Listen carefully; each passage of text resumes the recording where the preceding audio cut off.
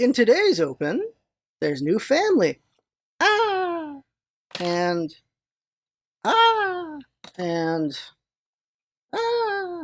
And most importantly, ribbon! There's your opener. There's your opener, everyone. There you go. Oh, shoot. Welcome, friends. Lost Scarf here. It's time for the vlog, and we're going to talk about these plushies at the start of it. So, Adeline plushie. Look at this. So you got a little paintbrush, a little easel, and this is going to get destroyed at some point, because their thing is, when you have attachments to plushies, like just in the pile of plushies, eventually these might get torn off on accident. So that's a worry, but look how cute it is. So cute, so cute. It's a cute little thing. It's a cute little thing. Next one. Go talk about the Choo Choo. Choo Choo. Very fluffy, very cute, very light. Cute little thing. So when I was younger, I thought this was Kirby's first girlfriend. They're not. This is actually a little lesbian. Their girlfriend's actually in the game. Nyun, whatever it's called. But they do all this cute stuff with Kirby. So it was like, this is what made me think that when I was a kid. Very cute. Love this character. Ribbon, Kirby's actual girlfriend. There you go. This one right here. In like the cute, like kids, like shipping kids kind of way that people do. So that's a funny thing about like culturally. I don't know about other cultures, but like in America, there are parents who just ship kids in like preschool and stuff. It's like, oh, look how cute they are. Imagine how they'd be if they're older. I've seen these conversations. And so, yeah, Kirby and this character is Scarf's OTP right there. There you go. Very, very cute and fluffy. And the last one, Rocky. This is okay. This, he's got a Hachimachi on. That's very cool. I'm curious if I look good in a Hachimachi.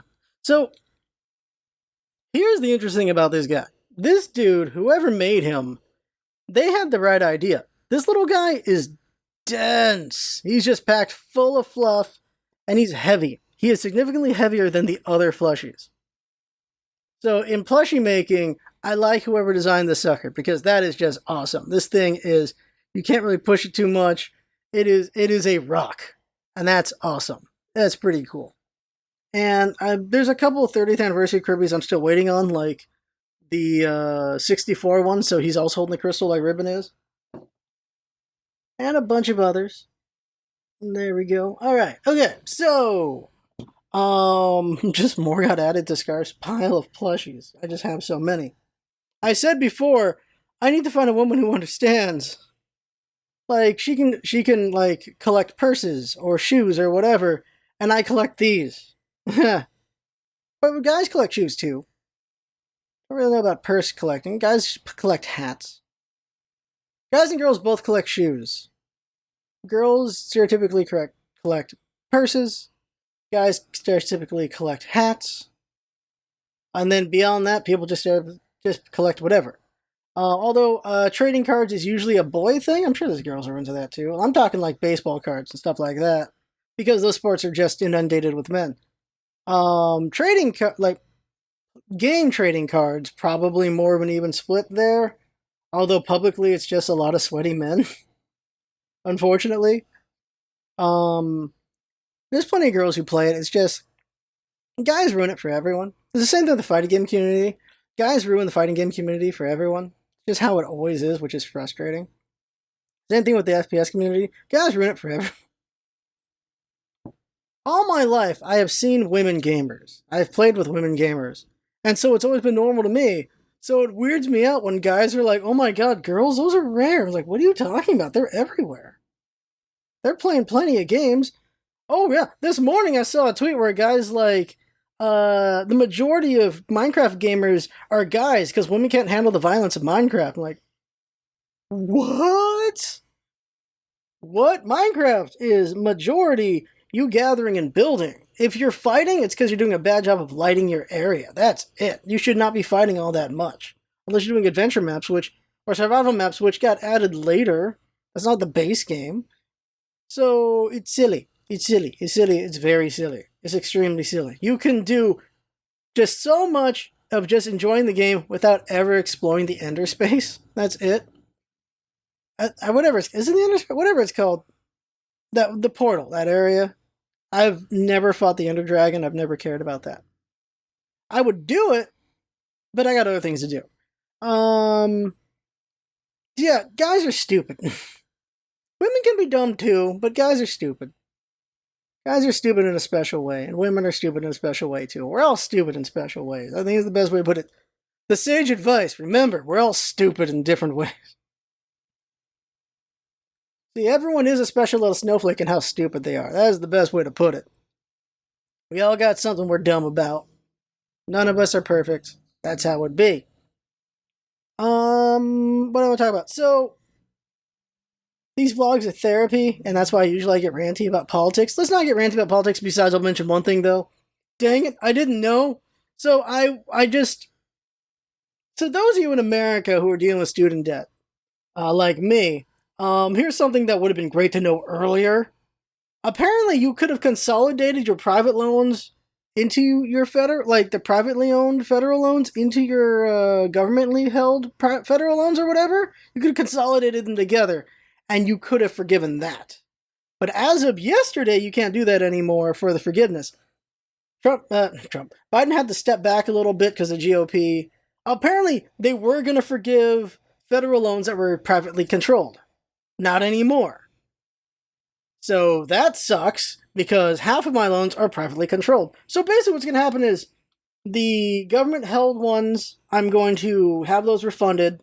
Not refunded, have those forgiven. And the money that was going to go there is just going to go onto the other loans. And hopefully I'll be debt-free by next year.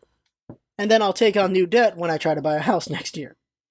I was trying to get a house like 2-3 years ago, and I could have gotten one then, I think, but I would just be broke every day. That's the thing. There are people who buy homes, and then they're just broke for the rest of their lives until they pay that mortgage off. And I didn't necessarily want to do that, but I could have done that.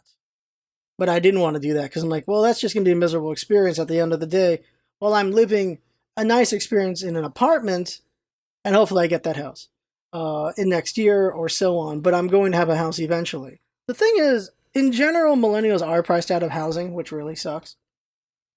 But with a lot of saving and with the job I have, I'm going to be able to get one. It's just, we'll see if it was the right thing to do at the end of the day. Because, the nice thing about apartments is a lot of maintenance is done by the apartment complex.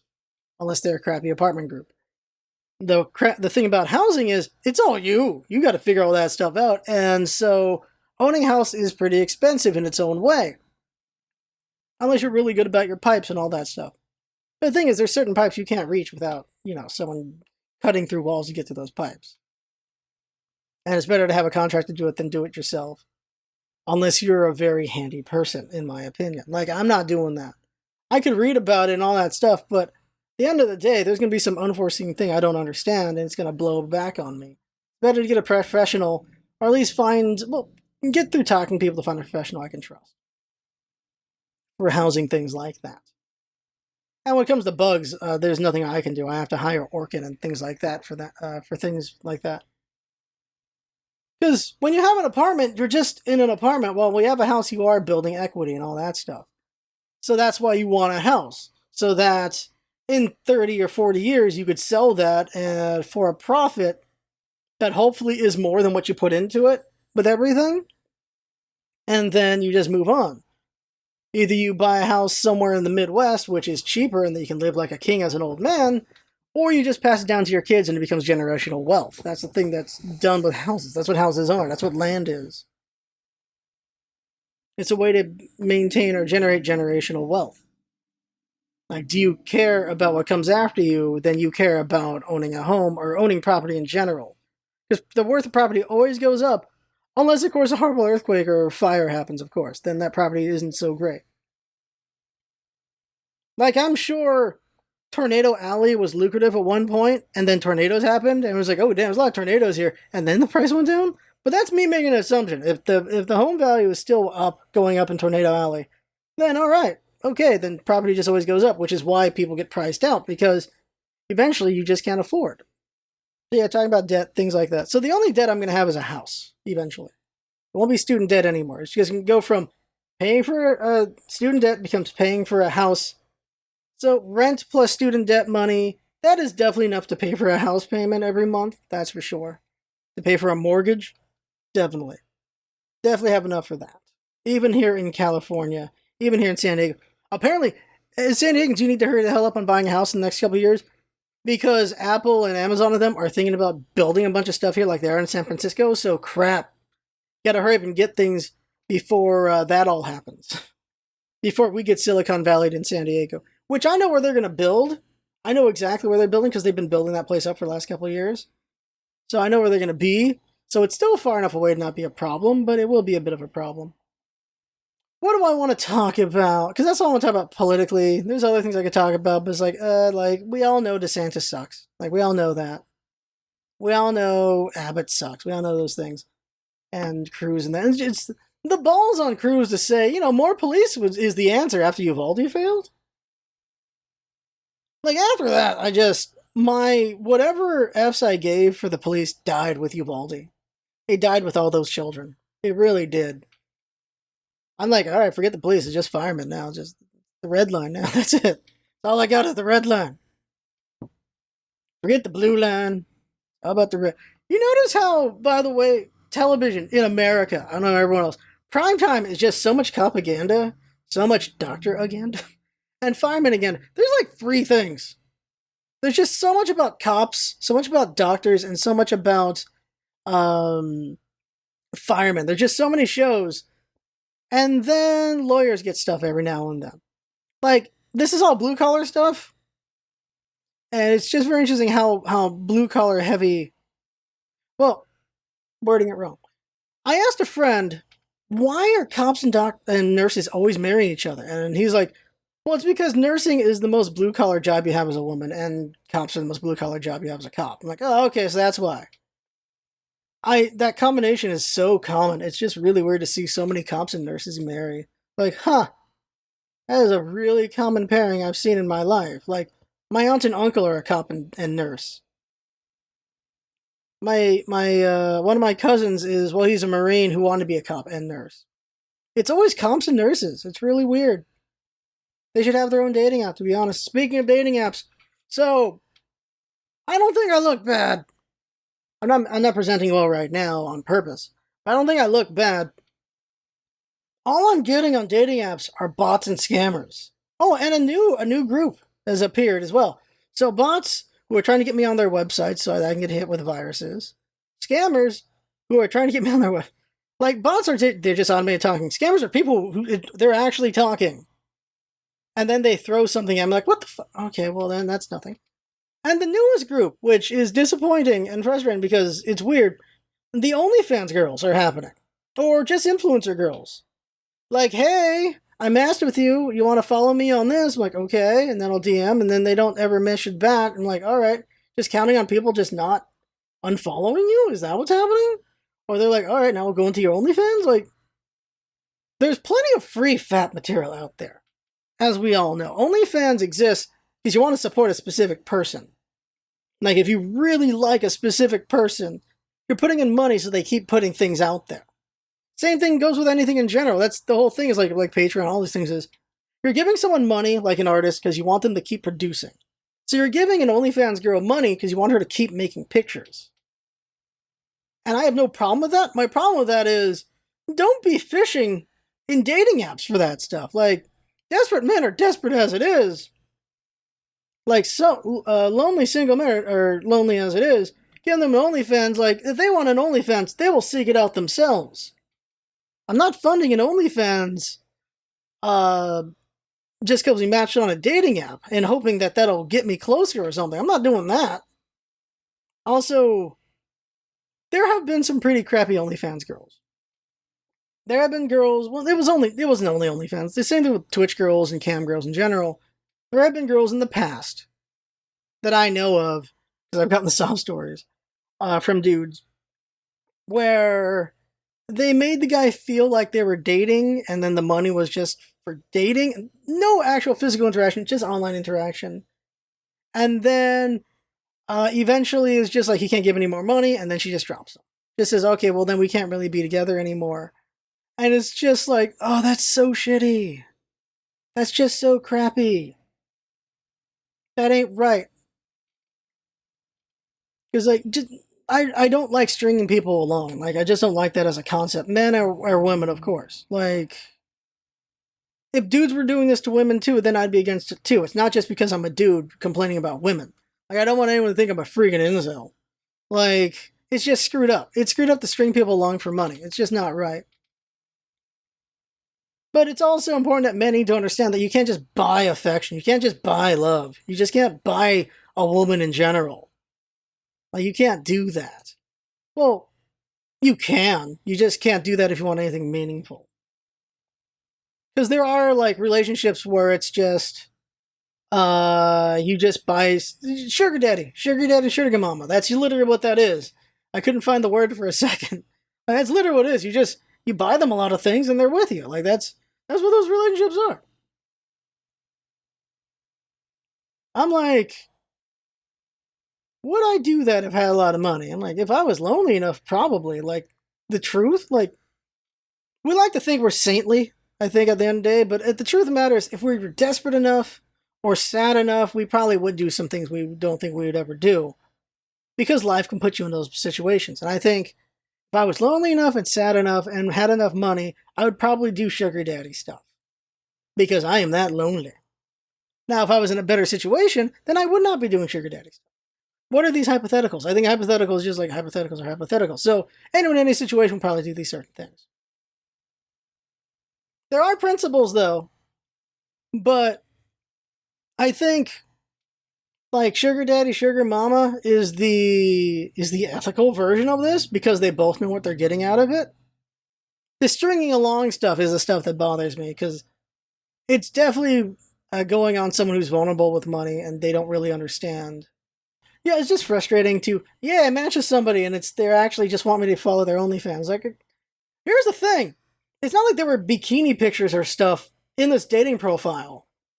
It was just regular everyday pictures. And she was just pretty. And I was like, oh, it's a pretty lady. Oh, she's got interests I'm interested in. She likes Batman, all these things. All right, swipe right. I get matched. And she says hi. I'm like, hello. And she's like, I talk more on Instagram. I'm like, oh, okay, I'll follow you there. I follow them. And they haven't talked to me since. That's weird. I don't know. It's weird. Very unfortunate. Other ones they're like, hey, I live nearby. You want to hang out now? I'm like, yeah, sure. And they're like, okay, go to this website for my address. What? Things like that. It's so frustrating. The dating scene is like, pre-dating apps, I think I did okay. Now the dating apps is just, doesn't feel great. I don't know. I think if dating apps didn't happen, I feel like we'd all be in a healthier place. I don't know. Because, like, this is the thing, the optimism of everything. In optimistic ways, dating apps would be perfect, because people would find each other, and yay! Instead, we got creepers and scammers and all that stuff. It's unfortunate. Like, dudes throwing their dicks at everyone. It's not going to work out, guys. What are you doing? Same thing goes for NFTs. In theory, NFTs is a way for people to be like, this is my art, and you can own it. Here's this token that says you own it, and there you go. You are the patron of this art. Yay! And there you go. Just physical ownership of digital properties. Instead, it became this big scam fest. That's very unfortunate. It's what it always is. The worst people ruin things. That's how it always is. It's so frustrating. And that's gone long enough. Oh yeah, we didn't have a vlog last week because Jinx was sick. And this is enough for now. I had fun. Hope you're watching. And that's what's all about, isn't it? Having fun. Thanks for coming by. And see you next time.